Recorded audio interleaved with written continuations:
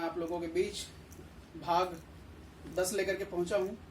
और भाग 10 में आज हम बात करेंगे कि नेटवर्क मार्केटिंग को समझे। मतलब इसमें हम बात करेंगे कि बहुत सारे लोग, जैसे मैंने पिछले वीडियो में कहा कि नेटवर्क मार्केटिंग से लोग घबरा जाते हैं, तो आज हमको समझना होगा कि नेटवर्क मार्केटिंग क्या है। एक्चुअल में हम इसको समझने का प्रयास करते हैं। नेटवर्क मार्केटिंग समझने से पहले मैं सिर्फ इतना ही बोलना चाहूंगा कि नेटवर्क मार्केटिंग क्या है। नेटवर्क, नेट यानी कि जाल, वर्क यानी कि काम, जाल बनाने का काम हमको करना है, ये नेटवर्क मार्केटिंग है।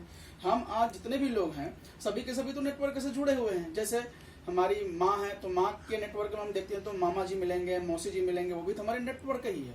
पिताजी के अगर हम नेटवर्क में जाते हैं तो चाचा जी मिलेंगे, बड़े पिताजी मिलेंगे। तो इस तरीके से हमारे पूरा नेटवर्क बना होता है। दीदी होते हैं, जीजा होते हैं, भांजा होते हैं, मौसी होते हैं, भैया होते हैं, भाभी होते हैं, सब नेटवर्क ही तो है। नेटवर्क से हम सभी लोग जुड़े हुए हैं। आज अगर नेटवर्क की अगर सबसे बड़ी परिभाषा अगर मैं बताऊं तो आज हर एक फील्ड में चले जाइए, वहां आपको नेटवर्क नजर आएगा, एक समूह नजर आएगा। मजदूरों का एक समूह बना हुआ है, आप देखे होंगे कि मजदूर लोग हड़ताल करते हैं। व्यापारी लोगों का समूह बना हुआ है, व्यापारी भी हड़ताल में चले जाते हैं। आज हर एक कैटेगरी में अगर हम जाके देखें, हर एक वर्ग में जाके देखें तो हर जगह समूह बना हुआ है। समूह यानी कि वही तो नेटवर्क है। हम सिर्फ और सिर्फ शब्दों का ही प्रयोग करते हैं। हम समूह की बात करते हैं, यहाँ पर नेटवर्क की बात करते हैं। वो समूह जो बना होता है हमारा पारंपरिक तरीके से हमारा समूह बना होता है, और नेटवर्क जो बनता है हमारा, वहां हम उस नेटवर्क को बिजनेस बना लेते हैं। इसलिए लोग घबरा जाते हैं, यार नेटवर्क हमको करना पड़ेगा, लोगों को जोड़ना पड़ेगा। क्या आप मजदूरों को नहीं जोड़ रहे हैं? क्या आप व्यापारियों को नहीं जोड़ रहे हैं? क्या आप एडवोकेट के आप समूह नहीं बना पा रहे हैं? क्या आप डॉक्टर की समूह नहीं बना रहे हैं?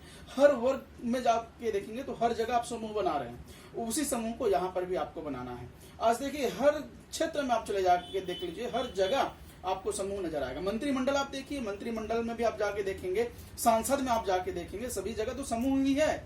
लेकिन उस समूह को हम और इस नेटवर्क को हम अलग अलग समझ लेते हैं। अलग नहीं है, दोनों का तरीका एक है। वहां पर भी लोग समूह में लोगों को इकट्ठा करते हैं, यहाँ पर भी नेटवर्क में लोगों को इकट्ठा करते हैं। सिर्फ समझना यह है कि देखो, नेटवर्क मार्केटिंग को समझे। नेटवर्क मार्केटिंग आ गया यानी कि आपको यहाँ बिजनेस करना है, और बिजनेस करने से आपको पैसा आएगा। लेकिन वो पैसा कैसे आएगा, इसको हम नेक्स्ट वीडियो में हम समझने का प्रयास करेंगे। लेकिन यहाँ पे हमको नेटवर्क मार्केटिंग को ही समझना है। पहले करना बात की बात है, लेकिन समझे तो पहले नेटवर्क मार्केटिंग क्या है। तो यहाँ पे मैं आपको नॉर्मल तरीके से बताना चाहूंगा। जिस तरीके से कंपनी है, जो मैं पिछले वीडियो में जो बनाया हूं उसमें आपको पूरा क्लियर में बताया कि एक कंपनी होता है।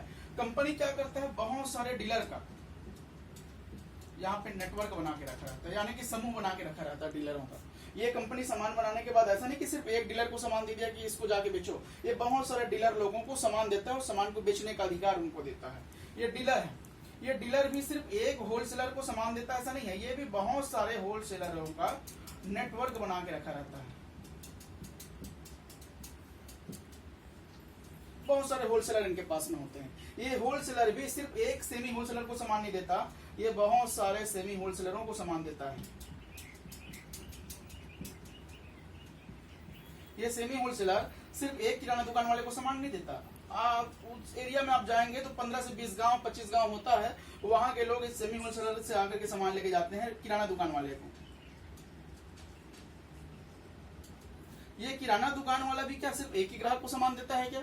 नहीं, ये किराना दुकान वाला भी अपने गांव में इतने सारे ग्राहकों का समूह बना के रखा रहता है। और बहुत बार ऐसा होता है किराना दुकान वाले के साथ ये लोगों को अपने संगठन में बना के रखने के लिए बहुत सारे लोगों को उधार में भी सामान दे देता है। लेकिन लोग बोलता है कि यार दुकान वाला बहुत अच्छा है, मेरे को उधारी में सामान दिया। सोच गलत है आपका।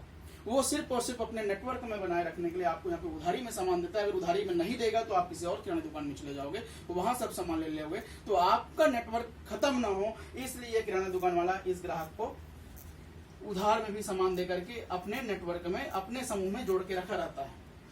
अब आप मुझे बताइए, अभी तक मैंने आपको देखा कि कंपनी बहुत सारे डीलरों का नेटवर्क बनाया है, डीलर भी बहुत सारे होलसेलर का नेटवर्क बना के रखा है, होलसेलर भी बहुत सारे सेमी होलसेलर का नेटवर्क बना के रखा है, सेमी होलसेलर भी किराना दुकान का नेटवर्क बना के रखा हुआ है। लेकिन क्या ग्राहक अपने नीचे किसी का समूह बना के रखा है क्या? नहीं बना के रखा है। यहाँ पे ग्राहक का समूह नहीं है, इसीलिए आज हम सभी लोग ग्राहक के ग्राहक ही बने हुए हैं, गरीबी के दलदल में और धंसते जा रहे हैं। हम कभी भी बड़ा सोच नहीं रख पा रहे हैं। सपना ये ग्राहक देखता है कि मेरे बच्चे अच्छे स्कूल में पढ़े, लेकिन ये ग्राहक का बच्चा अच्छे स्कूल में नहीं पढ़ पाता। इन सभी लोगों के बच्चे अच्छे स्कूल में पढ़ते हैं। हम सोचते हैं कि हमारा बच्चा अच्छा कपड़ा पहन के स्कूल जाए, लेकिन इनके बच्चे अच्छे कपड़े पहन के जाते हैं स्कूल। हम सोचते हैं कि हमारे बच्चे अच्छे गाड़ी में घूमें, लेकिन सपना ये ग्राहक देखता है, सपना इन लोगों का पूरा होता है। क्यों? इसका सिर्फ कारण ये है कि इन सभी लोगों के पास में नेटवर्क होता है और ग्राहक का कोई नेटवर्क नहीं होता। इसलिए सिर्फ इनको अधिकार है सपना देखने का, सपना पूरा करने का नहीं है। लेकिन ये नेटवर्क मार्केटिंग इस ग्राहक के सपने को पूरा कराने का एक माध्यम बनता है दोस्तों। तो ये है, इस तरीके से बहुत सारे उदाहरण मेरे पास में है आपको बताने का नेटवर्क मार्केटिंग को, लेकिन एक मुझे लगा कि एक साधारण से हम सभी लोगों को समझा सकते हैं, इसलिए मैंने इस वीडियो में इस उदाहरण को मैं आप तक पेश करने का प्रयास किया। नेक्स्ट वीडियो में हम भाग 11 में आपको ये बताने का प्रयास करेंगे कि नेटवर्क मार्केटिंग ही क्यों करना चाहिए। यहाँ तो मैंने सिर्फ एक बताया है कि नेटवर्क मार्केटिंग क्या है, लेकिन नेटवर्क मार्केटिंग ही क्यों करना चाहिए, आपको नेटवर्क मार्केटिंग क्या दे सकता है, इसके बारे में हम नेक्स्ट वीडियो में चर्चा करेंगे। तब तक के लिए मैं आप सभी से विदा चाहता हूँ।